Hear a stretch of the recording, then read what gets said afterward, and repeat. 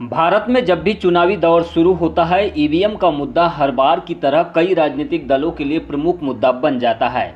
यहां तक कि हारने वाले अधिकांश राजनीतिक दल अपनी हार के लिए ईवीएम को ही दोष देते हैं। लेकिन क्या वाकई में ईवीएम की वजह से ही भारत में कांग्रेस बीजेपी को छोड़ दूसरे राजनीतिक दल लोकतंत्र में अपनी जगह नहीं बना पा रहे हैं, या फिर इसके पीछे कुछ और भी कारण है? इसी को लेकर आज हम आपको विजय मानकर का भारत की चुनावी व्यवस्था पर एक सटीक विश्लेषण सुनाएंगे, जो भारत के हर नागरिक के लिए बेहद जरूरी है। जरूरी इसलिए भी है क्योंकि चुनावी सुधारों को लेकर स्वयं निर्वाचन आयोग ने भी कुछ कदम उठाए हैं, लेकिन यह कदम हमेशा ही नाकाफी साबित हुए हैं, जिसके फलस्वरूप भारत में लोकतंत्र पर हमेशा से ही संकट दिखाई देता है। बावजूद इसके आज तक व्यापक चुनावी सुधारों को लेकर किसी भी राष्ट्रीय स्तर के राजनीतिक दल ने कोई प्रयास नहीं किया है। ऐसे में एपीआई के राष्ट्रीय अध्यक्ष विजय मानकर के द्वारा किए जा रहे चुनावी सुधारों के प्रयास कितने कारगर साबित होंगे, यह तो समय बताएगा। लेकिन संपूर्ण चुनावी सुधारों को लेकर विजय मानकर ने इस वीडियो में जो बात कही है, यह बात आज तक भारत में किसी भी लीडर ने नहीं की है, और ना ही इसके लिए विजय मानकर से पहले किसी लीडर ने कोई प्रयास किया है। इसलिए इस वीडियो को अंत तक जरूर देखें।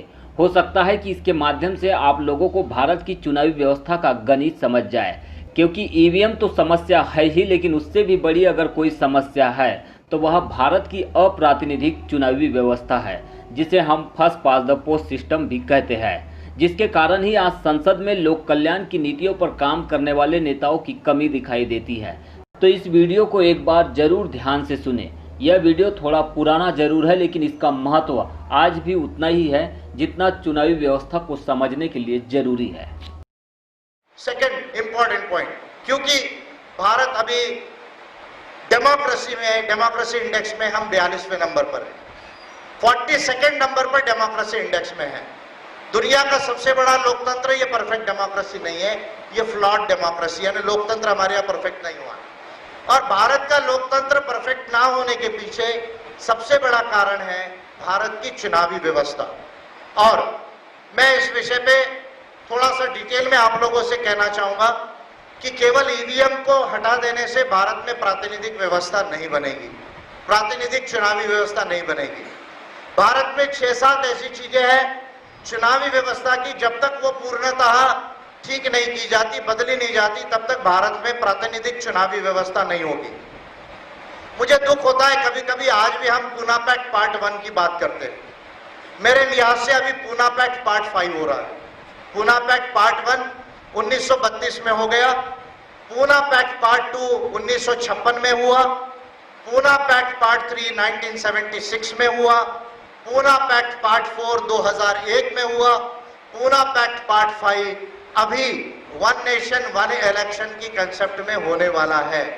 लेकिन हम लोग जब पूना पैक्ट पार्ट 3 हो रहा था, तब हमारे लीडर्स पूना पैक्ट पार्ट 1 पर किताब लिख रहे थे।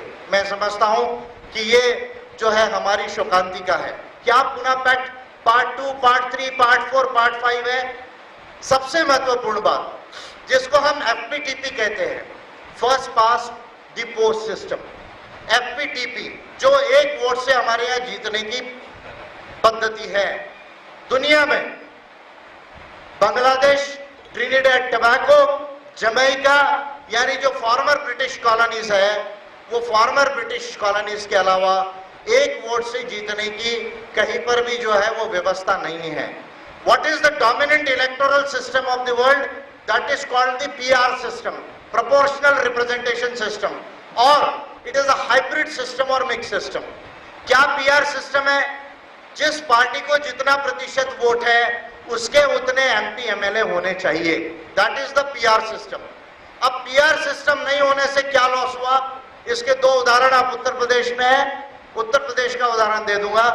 अगर भारत में पीआर सिस्टम होता तो बीजेपी को जो 325 सीटें उत्तर प्रदेश की विधानसभा में आई, वो केवल 170 सीटें आती, क्योंकि 40% लगभग वोट था। 403 सीटों को आप बना लीजिए, 4 4 16, 160 सीटें, 165 सीटें बीजेपी को होती। बीएसपी को लगभग 22% वोट था। अगेन 4 2 8, 80-85 सीटें बीएसपी को होती। एसपी कांग्रेस को 29-30 था। 4 3 12, 120 सीटें लगभग कांग्रेस और एसपी अलायंस को होती। यदि प्रोपोर्शनल रिप्रेजेंटेशन सिस्टम होता तो बीजेपी को 40% वोट में 60, 65, 70% सीटें नहीं मिलती, उसकी मेजॉरिटी की गवर्नमेंट नहीं बनती, और यदि मेजॉरिटी की गवर्नमेंट उसकी नहीं बनती तो शायद दो पार्टी मिलकर जो है वो गवर्नमेंट बनाना पड़ता। तो ये जो आप तांडव देख रहे हैं उत्तर प्रदेश के अंदर में, mob lynching, beef eating, love जिहाद और SC ST के ऊपर में एट्रोसिटीज, पर्टिकुलरली शेड्यूल कास्ट के ऊपर OBC का सब प्लान नहीं करना, ये तमाम चीजें शायद यूपी में नहीं होती और देश में नहीं होती। तो भारत में आप यदि लोकसभा का चुनाव लड़ रहे हैं, आपने 3 लाख वोट लिया और आगे वाले व्यक्ति के आगे वाले पार्टी ने 3 लाख 1 वोट लिया, आपने 3 लाख वोट लिया, उसने 3 लाख 1 वोट लिया, 3 लाख 1, जिसने 1 वोट ज्यादा लिया वो पार्लियामेंट जाएगा और 3 लाख वाला घर बैठेगा। यानी जिसको 3 लाख 1 वोट मिला उसको 51% वोट नहीं मिला। यानी भारत में आज भी हम माइनॉरिटी की गवर्नमेंट बना रहे, मेजॉरिटी की गवर्नमेंट नहीं बना रहे। अब बीजेपी की जो 282 सीट आई उसको केवल 31% वोट था, यानी जिसके अगेंस्ट में 70% वोट है उसकी सरकार बन रही है, और जिसके मेजॉरिटी वोट्स है वो अप्रातिनिधिक हो रहे हैं। इसका सबसे अच्छा उदाहरण है कि बीएसपी को 4% वोट मिलकर 0 सीट आई, जबकि शिवसेना को 1.7% वोट मिला, उसको 18 सीटें आई। ये बात प्रूव करती है कि जब तक प्रोपोर्शनल रिप्रेजेंटेशन सिस्टम भारत में नहीं आएगा तब तक FPTP में आप पागल जैसे दौड़ते रहोगे, अपने वोट देते रहोगे, 1 वोट ज्यादा लेगा, ईवीएम से एक पार्लियामेंट में 50-70 हजार वोट उसको हैक करना है, बाकी वोट खरीद लेना है। दोनों चीजें मिलाकर भारत में बीजेपी कांग्रेस की गवर्नमेंट्स बनते रहेगी। The major issue is to bring the proportional representation system in India और the hybrid electoral system which is prevailing in almost all 120 countries of the world. दुनिया के 200 देशों में, 120 देशों के अंदर में 60% of the countries में proportional representation system या hybrid system है। ये काम भारत में लाने की जरूरत है। मुझे दुख है इस बात का कि किसी पॉलिटिकल लीडर ने, किसी के पॉलिटिकल पार्टी ने ये काम नहीं किया, जिनके मेंबर पार्लियामेंट थे उन्होंने भी ध्यान नहीं दिया। विजय मानकर भारत का पहला लीडर है जो MP नहीं है लेकिन उसने इस विषय में बिल दिया पार्लियामेंट को। I am the first leader of India जिसने इसके बिल दिया। First point. Second point, Bharat के अंदर आज एक सांसद 23.5 लाख पर हो गया है, एक MLA 3,30,000 पर हो गया है, राजस्थान में एक सांसद 27,000 पर है, चाइना जो डेमोक्रेसी नहीं है उसमें 4 लाख पर एक प्रतिनिधि है, दुनिया की सेकंड लार्जेस्ट डेमोक्रेसी अमेरिका 6,60,000 पर एक सांसद है, the mother of parliamentary democracy Britain 90,000 पर एक सांसद है। 3,000 5,000 वोट के डिफरेंस में इंडियंस जो ब्रिटिश सिटीजन्स हुए अभी जीत कर आए, दोनों पार्टियों से, कंजर्वेटिव पार्टी और लेबर पार्टी, दोनों से भारतीय लोग जो ब्रिटेन में स्थायी हो गए वो लोग जीत कर आए। आप ब्रिटेन में लगभग हाउस ऑफ कॉमन्स में 12 या 13 भारतीय जो जीत के आए। विक्ट्री मार्जिन था 2,000-3,000 वोट मिला, 40,000-45,000। हमारे यहाँ 40,000-45,000 में MLA भी जीतता नहीं है। क्यूबा जो कम्युनिस्ट कंट्री नहीं थी 16,000 पर एक सांसद है, भारत में 23,000 पर, 23,500 पर एक सांसद हो गया है, और 2031 तक ये सीलिंग बनी रहेगी। जिस सीलिंग की शुरुआत हुई 1976 में, 1976 में भारत की आबादी बढ़ रही है, इसलिए भारत के MP MLAs की संख्या बढ़ेगी। ये कंटेक्स्ट लेके पॉपुलेशन बढ़ रहा है, पॉपुलेशन कंट्रोल करने के लिए MP MLA को सील कर दो, ये 1976 में हुआ। हमारे पॉलिटिकल पार्टीज ने उस पर ध्यान नहीं दिया। फिर 2001 में जब अडवाणी जी होम मिनिस्टर थे और वाजपेयी जी प्राइम मिनिस्टर थे, फिर दूसरा सीलिंग लगाया गया।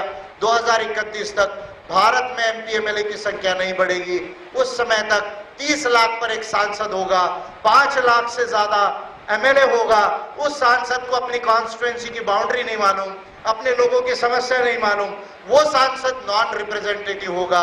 ऐसा नॉन रिप्रेजेंटेटिव सांसद जब तक होगा तब तक के SC ST को जो पॉलिटिकल रिजर्वेशन दिया गया है वो किसी काम का नहीं है।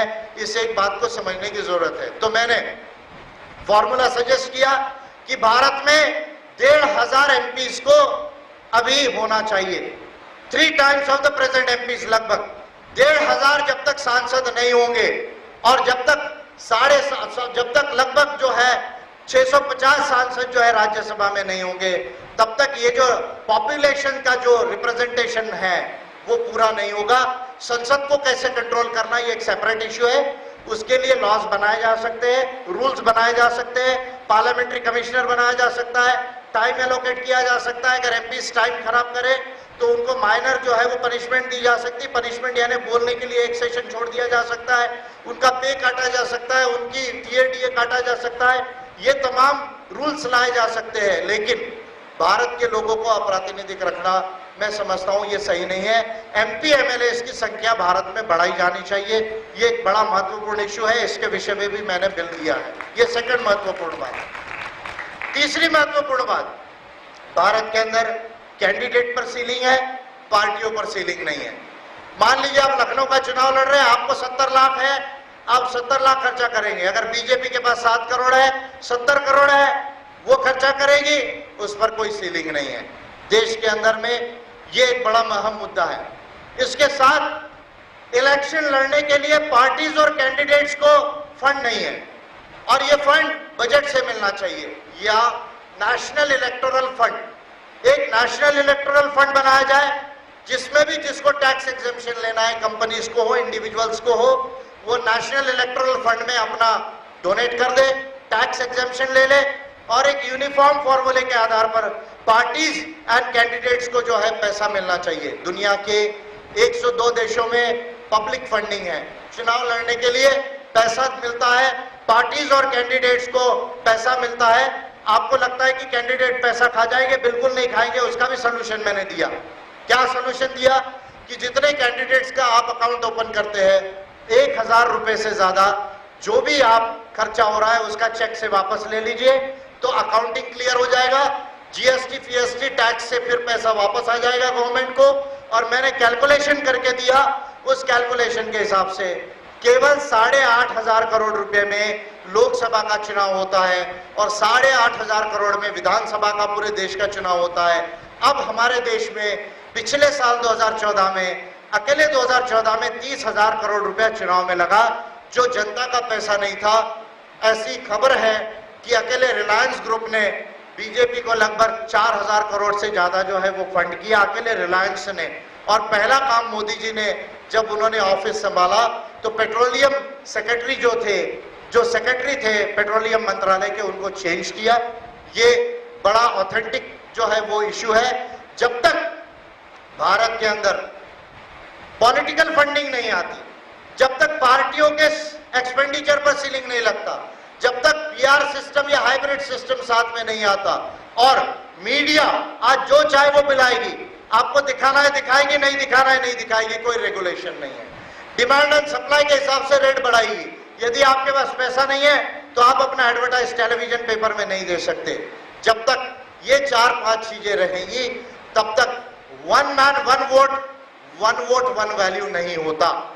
पॉलिटिकल डेमोक्रेसी में हर नागरिक को एक वोट दे देने से उस वोट की कीमत एक नहीं होती, उस एक वोट की कीमत एक होती है जब चुनावी व्यवस्था प्रातिनिधिक बनती है।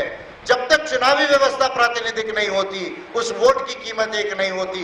गरीब और अमीर के वोट की कीमत एक कभी नहीं हो सकती। एक आदिवासी और एक अंबानी के वोट की कीमत एक नहीं हो सकती।